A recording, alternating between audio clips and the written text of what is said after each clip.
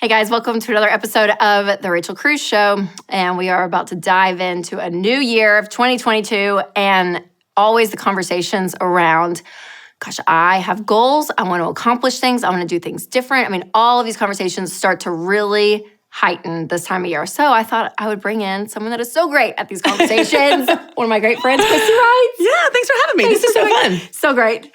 How was 2021 for you, Christy? Oh, huge. I mean, it was one of those years where it's like I feel like that we have been planning and preparing for making this kind of pivot and expansion from Only Business Boutique to the Christy Wright Show and all those fun things. And so we got to see that this fall. But one of the things I love about this specific week that we're in right now is we're right in the middle of the calendar flipping. And so everybody's looking ahead. And whatever happened in 2021, whether it was great or terrible or weird or something you didn't expect, we can all have this fresh start. And there's something about a clean slate and a fresh start with the flip of a calendar that gets us excited about the possibilities. And so I'm so excited to dive into this because this is one of those things that you and I love to talk about, whether it's with money or time or anything in life. It's so important. Absolutely. I know. And the money piece of it, I feel like always ramps up. Yeah. But also, you know, a lot of people, they're balancing so much, right? Yeah. So it's like whether it's work and motherhood or fatherhood, your marriage, I mean, money, all of it. Yeah. What are some top things that you see, we'll say specifically women for this, that you're like, okay, I see them start to change areas in their life and they start to make goals and they actually accomplish them.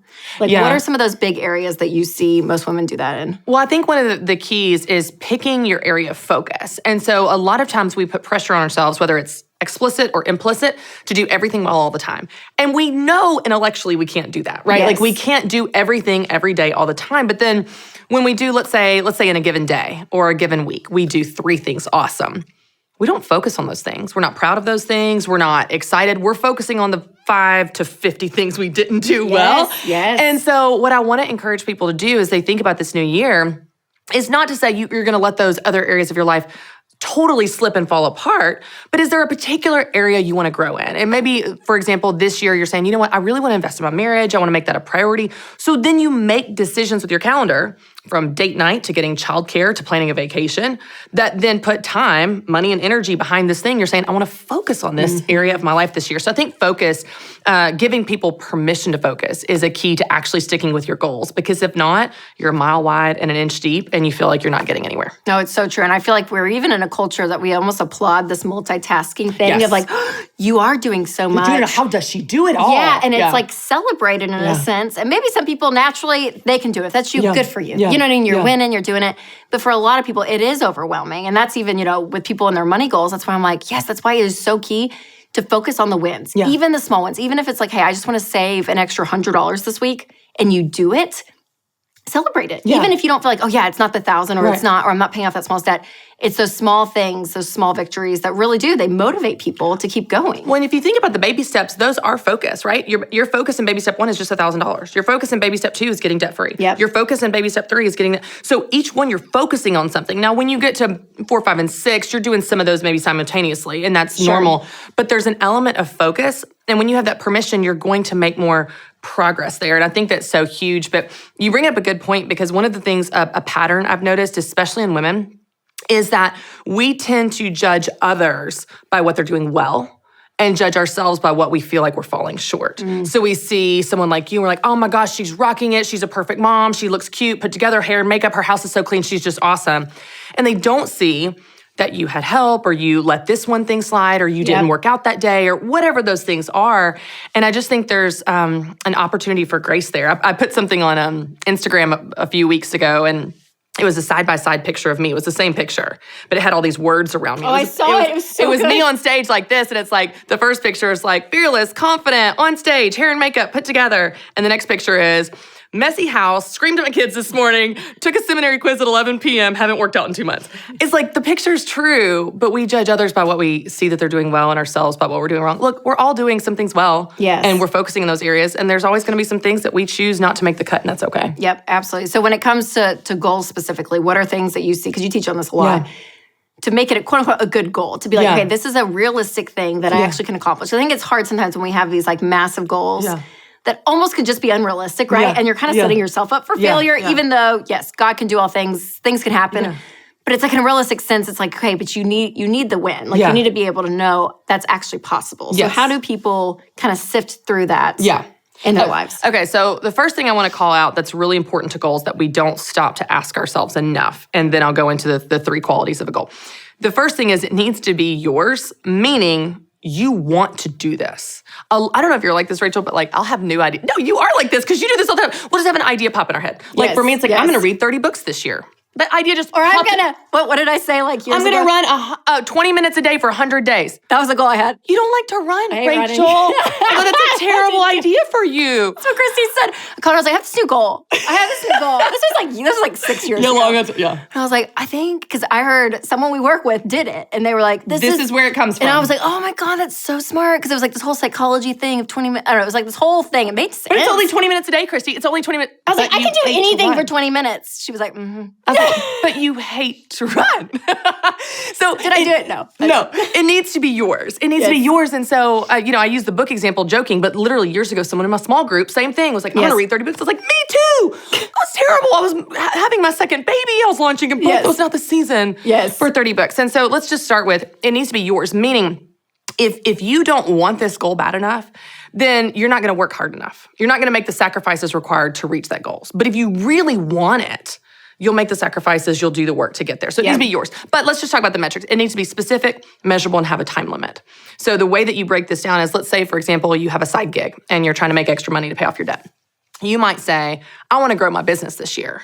Well, that's not a goal. That's an idea, it's a wish, it's a dream, it's a resolution, it's not a goal. Ask yourself some further questions. So how do you want to grow? By how much? And by when? How is the metric? So by Facebook fans, by revenue, by personal income, by email lists, whatever. By how much, percentage or amount, and by when is your deadline. So you take this idea, I want to grow my business, and you turn it into a goal by those 3 specific variables by saying something like, I want to grow my top line revenue by 30% by June 1st. Now this idea of I want to grow my business is specific, measurable, and has a time limit. It's now, by definition, a goal, and you can actually work towards that. And do it, because it makes it realistic. And that's even like when you're getting out of debt, talking about it, I'm like, list out the debts and to put a time frame. That's one thing I always tell people when they want to get their spouse on board, especially a husband. It's one of the best things to do is to bring like a logical plan that's written out, easy to understand. And it's like there's a time frame. You know what the goal is. You know when the end date is. How much money needs to happen. Like you can back your way out of almost the math and bring the logic in. When you see it, you're like, okay, I can do that. It's not like this mystery thing up in the cloud. So you guys, again, whether it's life or it's money, write it down, number one. We talk about that a lot. Make it visual, be able to see it, and then map it out like what Christy's saying. Because, again, when we throw things out there, this is what I want, it is this wish, it's this dream lingering. But when you actually put legs to it, and it's like, okay, this actually can happen, and you start to focus on it, it's incredible what can happen. Well, and you can do this in any area of your life. So I think we think of goals as like weight loss or business growth or getting out of debt, which are great. Those are very easy areas of your life to set a goal in, and you should. Yeah. But what's interesting is you can do this in any area. So for example, I want to be a better mom. Okay, well, how do you define that? Like, if you will just define success, then you know what you're actually aiming at. Does that for you represent, we have quality time every Saturday, or I'm home for dinner times, or I don't know what that is. Yep. But you can't achieve something you don't define. So just define success in any of these areas that you want to grow and improve, then you know what you're working toward. You have that metric, and then like you said, you back out of it. So if you're doing business growth, well, now I know how I need to increase my revenue every month between now and June 1st. You see the plan, and like any plan, when you can see it, you can do it. Whether that's getting out of debt, getting a new degree, running a marathon, when you can see it, you can do it, and it takes the overwhelm out of it. Yep, absolutely. Okay, so speak to the person out there who's thinking, this is impossible. Whether it's impossible that I'm going to grow this side business that I have a passion for, or it's impossible for my husband and I to get on a budget together, or it's impossible even for me to be a good mom. Like I struggle at it, right? Like whatever that is up there, people do have these things that we can sit here and be like, no, we believe in you. Like we have hope because we've seen evidence of people changing their lives and turning things around for the good. Yeah. So someone that's sitting there thinking, oh, that sounds great for them. There's just no way I can do that. How do you? What do you say to that person that's hopeless? Well, you ready? Give us the Christy Wright answer. If that's what you believe, then that's what you'll get. Yeah. If that's what you believe, that's exactly what you'll get. If you don't believe something is possible, you won't try. And if you don't try, you won't get results. And it wasn't necessarily because it wasn't actually possible. It's because you didn't believe it was. And when we talk about this a lot, Rachel, but the power of your thoughts, the greatest analogy for this, because I love a good running analogy, but the example of the 4-minute mile. Okay, so before May of 1954, no human being had ever run a mile, 4 laps around a regular track, in less than 4 minutes. It could not be done. It was impossible. Doctors said the human body would die. You could not put it through that pressure for that length of time until May 6, 1954, Roger Bannister breaks the mile in 4 minutes. That wasn't the cool part, though. What was cool is 6 weeks later, John Landy broke it, and it was broken 2 more times that year. It's been broken over 500 times since then, and now it's just the standard for the mile, all because someone showed that it was possible. So it starts in the power of our thoughts, because if you believe something's possible, like Roger Bannister or anybody that followed him, then you'll try. And if you try, you actually can achieve way more than you think you can, but it starts in your beliefs. So good. And I think we're just surrounded, or by people that are kind of the naysayers. Yeah. The people will say, oh, well, those people over there can do that. Blah, blah, blah. It's almost like this negativity could live in you, but also who you're around and what you're feeding your mind even. And that's to the news, Twitter, all of it, right? So guarding your mind is so key of what you're putting in is going to affect your outcome, because your beliefs can change. People can change your beliefs. Yes. And if you're one of those people and you're thinking, that's not possible, you couldn't become a millionaire, you couldn't become debt-free, that's impossible. If you're one of those people, here would be my challenge for you, okay? If you can't change your thoughts and beliefs overnight, I get that. Like maybe you've just had a lot of hard years where life has beat you down. Yep. Okay, here's what's really cool though when it comes to not only our thoughts, but building confidence. Confidence is built in tiny little steps. It's not built in this huge, sweeping, grand action. We think somebody just runs out and runs a marathon or just overnight becomes debt-free. Yep. It's in these small steps. So just say, hey, I'm just going to try to save $200. It's not $1,000, but I'm just gonna, look, my first mini goal, my micro goal is just gonna be to save $200. Could I just scrounge up $200? Could I sell some old electronics to get $200? I did it. Oh my gosh. Well, let me just get 200 more. And then $200 at a time, you've got your first $1,000. And then you begin to chip away at your debt snowball, or whether this is growing a business, it starts with a Google search, purchasing a URL, asking a friend for a logo. You begin to take these tiny steps. None of them are very impressive. None of them you're bragging on Facebook. But as you take one tiny step at a time, your confidence grows, and that confidence fuels the next tiny baby step. And one tiny baby step at a time, you look up and you go, I'm doing it. It is possible. I'm debt-free. I have a business. I ran the marathon, whatever the thing is.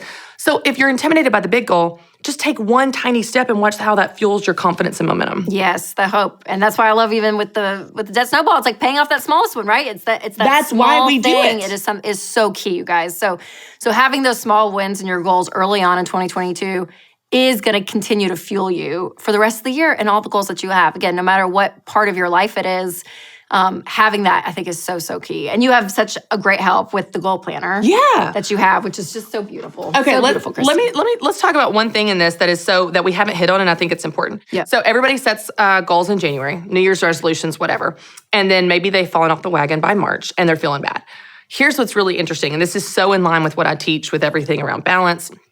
I think instead of beating yourself up in June because you're not on track for whatever you set in January, I think we have permission to revisit our goals. And so in May and in August, so when your season's kind of changing from spring to summer and then from summer to fall, there's an opportunity here whenever in the teaching, because each month has teaching, to revisit your goals in January and say, hey, are these still right? If so, let's stay on track. And if not, let's revisit. What do you need to reassess? What do you need to change? Maybe that goal still makes sense. Maybe your whole life has changed. Maybe you have a new priority. Maybe your business has changed. Your health has changed. Your kids need something from you. And so I just want to remind people, even though setting goals is so important, you have permission to change your mind, your plans, and your priorities as your life changes. And in fact, it should. That's so good. And that's so encouraging, because like you're saying, you can plan out as much as you can plan out. Yeah. And then when life happens. That's right. Right? Like, and again, even like with the money stuff, I'm like, I hear stories all the time of like, oh, we went backwards, or I had to use that $1,000 emergency.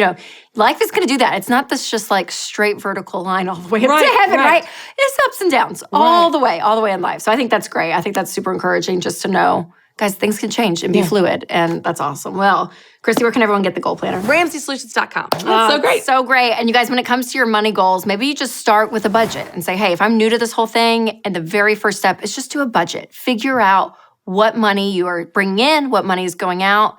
Again, it sounds simple. It's going to take a little bit of time, but you can actually start to get under control and realize what you have. So if you want to check that out, we have a great app, every dollar inside of Ramsey Plus. So just go to RamseySolutions.com/Ramsey Plus and check that out. God, thanks for being here. This is so fun. I know. Happy New Year, guys. I know, absolutely. I hope you guys had a great 2021, and we'll see you next year.